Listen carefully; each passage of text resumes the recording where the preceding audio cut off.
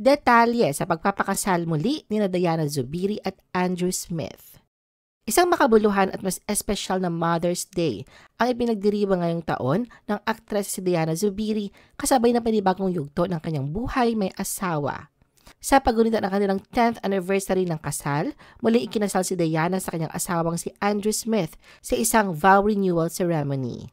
Sa halip isang simpleng selebrasyon, pinili na mag-asawa na panibaguhin ang kanilang mga sumpaan ng pagmamahalan.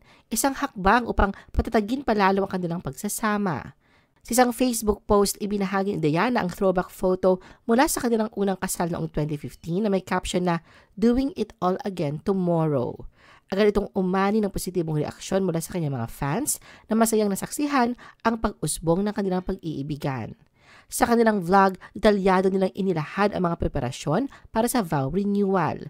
Makikita rito ang masayang pagpilit ng bagong wedding rings, ang fitting ng gown ni Diana at ilang behind-the-scenes na eksena na nagpapatunay sa lalim na kanilang pagmamahalan.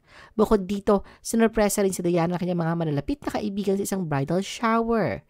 Sa mga larawang ibinahagi niya sa social media, may caption siyang "Bride to be again soon" na ikinatuwa ng kanyang mga followers.